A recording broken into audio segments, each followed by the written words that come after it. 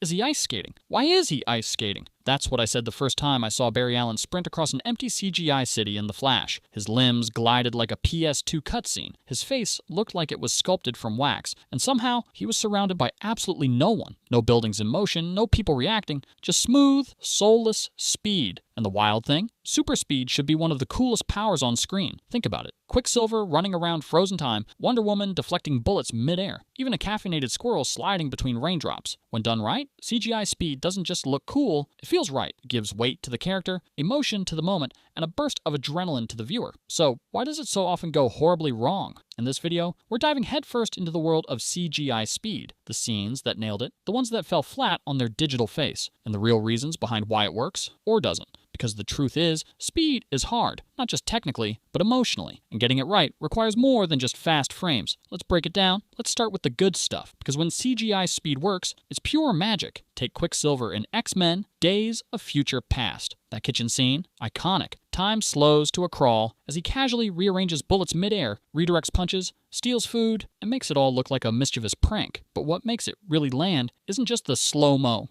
It's the detail, the floating water droplets, the fabric rippling, the guards frozen in awkward flailing poses. Every element sells you on the idea that the world is still, and he is moving freely through it. It's speed visualized through environment, not just blur. Or look at Wonder Woman in Zack Snyder's Justice League. That museum standoff is Snyder in peak form. Dramatic, moody, overly committed. But when Diana bursts into motion, deflecting bullets and disarming terrorists, it feels powerful. Sure, you can spot the digital double in a few frames, but the choreography and momentum give the action real weight. She's not just fast, she's decisive. There's story in her speed, even animation nails it. And over the hedge, when hyperactive squirrel Hammy drinks an energy drink, the world freezes. He slides between frozen raindrops, calmly adjusts objects, and then zips back into chaos. It's hilarious, and technically brilliant. And then there's Metro Man in Megamind, who uses his speed not to fight, but to leave. He runs away from fame, hides in a library, and finds peace. It's funny, but also surprisingly heartfelt. Speed becomes a metaphor for escape. In all these scenes, CGI isn't doing the heavy lifting alone. It's working with practical sets, good lighting, strong performances, and clear direction. Speed enhances the character. It doesn't replace them. That's the gold standard. And once you've seen it done right, you start to notice when it goes very, very wrong. And now, the not so good. Let's talk about The Flash, specifically that one scene. You know the one. Barry Allen revving up to run, and suddenly the world shifts, but not in a good way. We go from a jittery, real Ezra Miller to a waxy video game version of him gliding like he's ice skating through a completely empty city. The detail vanishes, the movement smooths out, and just like that, the illusion shatters. It's not just the texture that's off, it's everything. The lighting doesn't match, there are no pedestrians, no debris, just Barry and a blurry background. Speed is meant to feel chaotic, alive, visceral. But here, it feels like someone clicked render and forgot to hit simulate world. Now rewind to MODOK in Quantumania.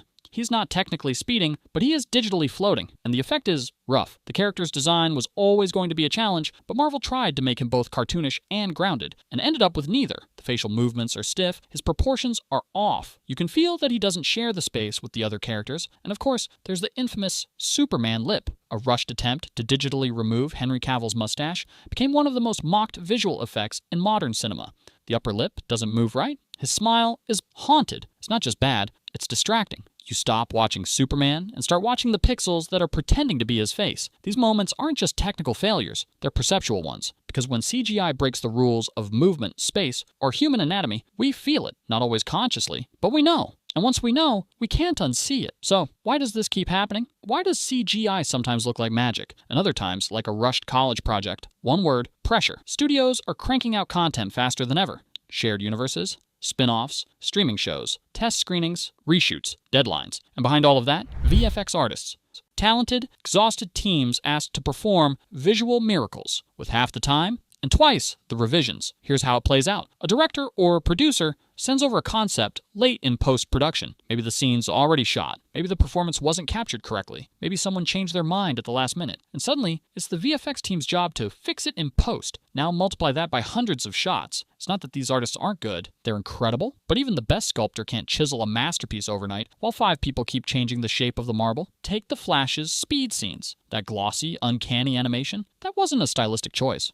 It was likely a compromise. They had to use digital doubles, build entire environments from scratch, and simulate motion, without enough time to make it feel real. Same with MODOK. It wasn't just the design, it was the lack of clarity. Was he meant to be goofy, intimidating, photorealistic? cartoonish? The answer seems to have changed mid-production.